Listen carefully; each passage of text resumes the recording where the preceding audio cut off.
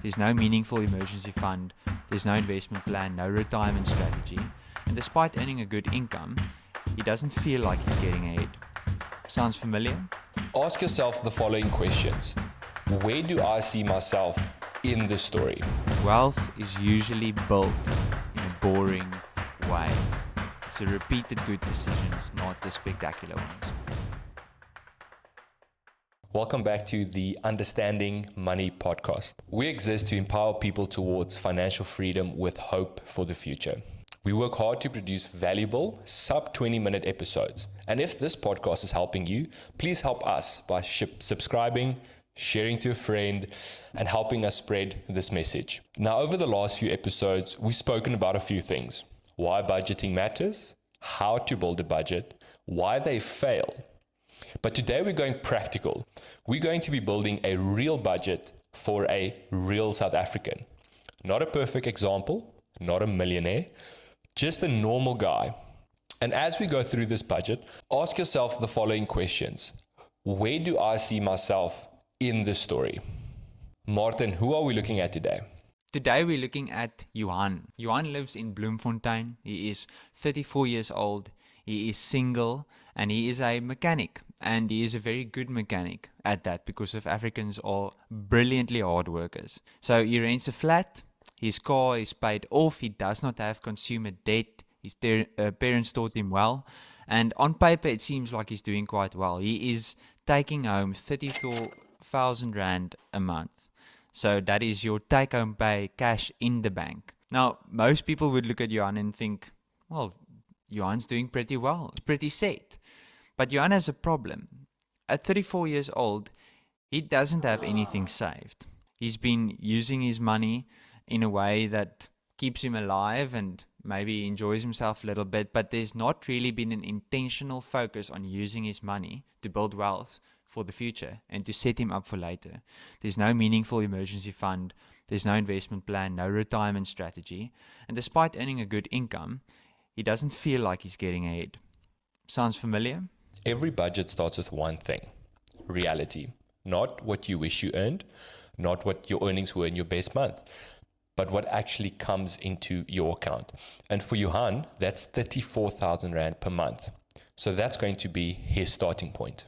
Let's start with the commitments. So his fixed expenses look as follows. His giving or tithing is 3.4k a month. Then rent, 8,000 Rand. Cell phone and fiber, 1,100. Groceries, 3,500. Fuel and transport, 2,500. Electricity and water, 1,200.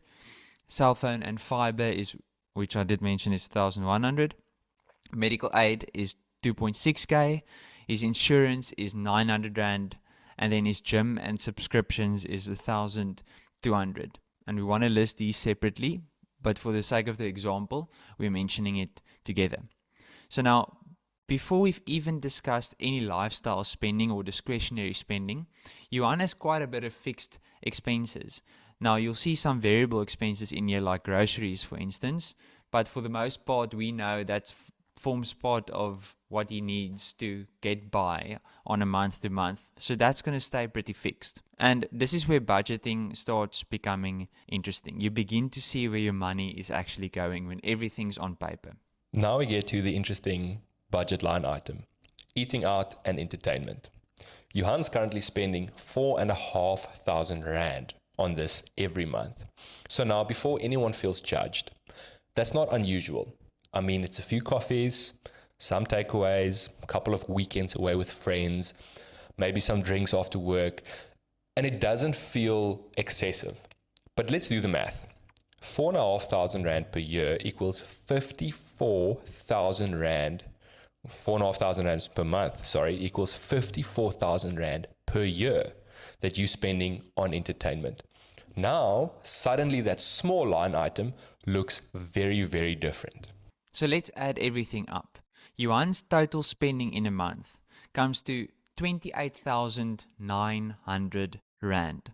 He earns 34,000 and he spends 28,900. That's almost 30k of spending. So that leaves him with 5,100 Rand left at the end of the month. Now here comes the interesting part. You would think that is a great result. You would think this guy has enough margin to go and save and spend, or go and invest and use his money well. But that's actually his problem, because that 5,100 Rand that is left doesn't have any direction. This usually goes to a new gadget here, a new pair of shoes there, a weekend away, a random purchase online. That money is just getting squandered, even though it could be really put to good use. And at the end of the year, Johan wonders why his bank account looks exactly the same. And that's exactly where a budget changes everything. Instead of asking, what do I do with whatever is left over? We ask a different question. What assignment does every Rand have? So let's give Johan's money a job.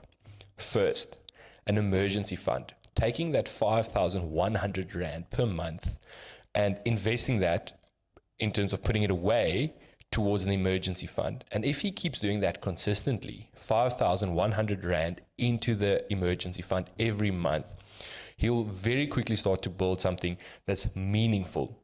And once that emergency fund is complete, having money worth 3 to 6 months of expenses, let's say with his 30K worth of expenses, he's trying to reach 100 grand in an emergency fund and he's got nothing saved currently.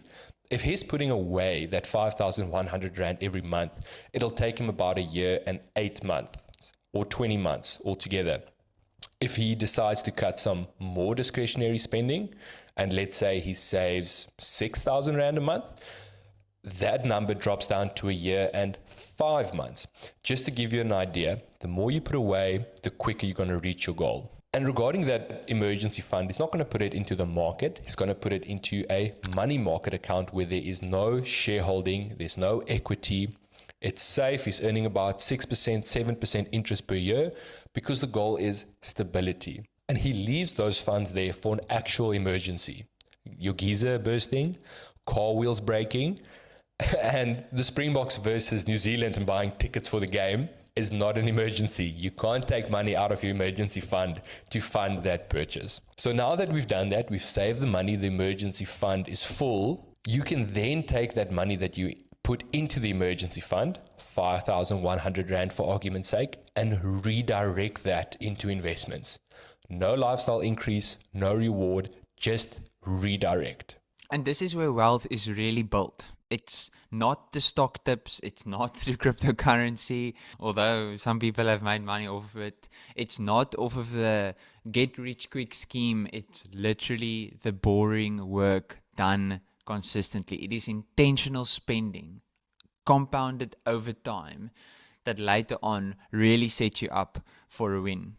So it's not about whatever trick or tip or whatever you catch now and do. It's literally consistency. It's putting that 5,100 Rand away every month, not thinking about it. It's in your RA or in your tax-free savers account, and that keeps on building and growing for the future. Wealth is usually built in a boring way. It's the repeated good decisions, not the spectacular ones. 100% couldn't have said that better. But there's also room to find some extra money. Let's circle back to the entertainment budget, where Johan is spending 4,500 Rand per month. Now, do we have to cut that completely? Absolutely not. Remember, we spoke about budgeting not being a punishment. It's planning, it's direction. But let's cut it from 4,500 to 1,000 Rand per month. Johan can still go out, can still have some fun. But what we've done is we've freed up 3,500 Rand extra, which can go towards his given goals. So suddenly, instead of 5,100 Rand, he can save 8,600 Rand per month. And instead of 20 months to fill up his emergency fund, it's going to take him only 12. So the concept we want you to get here is that the more we save, the quicker you can spend more down the line, the quicker you can reach your goals, and the quicker you can get to added financial security and financial stability. And there's still money available for lifestyle. And the beautiful thing is we've done this on the same salary, just with different decisions, leading Johan to a better future. And it's also a question of seasons. If you're paying off debt, you aren't going to be spending a lot on entertainment, if at all, because we want to ruthlessly pay off that debt. But for Johan, building his emergency fund, He can spend something on entertainment every now and then, maybe take his girlfriend out for a date. But he's not going to spend 4.5K a month thinking that that's okay, because the emergency fund season is something we want to get out of so that we can start investing and building for the future. Now, what's the lesson to be learned here? The lesson isn't that Johan necessarily spends too much. It's that he spends without direction. We've now mentioned this throughout the podcast a couple of times, but it does have to do with vision. And a lot of you maybe sit in the same situation as Johan. You earn fine money, decent money, you get by every month and you have a bit left. You don't have any debt. You're not struggling, but you're not progressing. And that's because the money isn't being put towards a future goal, towards a plan that helps you set you up for a win later on. It's really just about living for the here and now. And even though you're practicing some good money principles, thinking about the future is that essential next step that needs to take place. It's all about intention. Your money flows somewhere. The question is, are you deciding where it's flowing? In line with that, we want to give you a challenge this week. Take your last 3 months bank statements and find your version of whatever that 4,500 Rand category was for Johan. That spending category that's just quietly absorbing all your money. Don't judge it, just identify it, take control, understand what's happening, because awareness is the first step towards change. A budget, again, it's not about restriction. It's about intention and direction. It's about taking control of your money and managing it in a better way. It's about managing what you have already, stewarding that well, that sets you up for the future. So thanks for joining the podcast today. Again, as Johan mentioned, if you liked this content, if you think it can help someone, share it with them, comment, subscribe, send us an email. We want to hear your thoughts. Help us get the message out to others as well. But until then, until our next episode, give every Rand a job.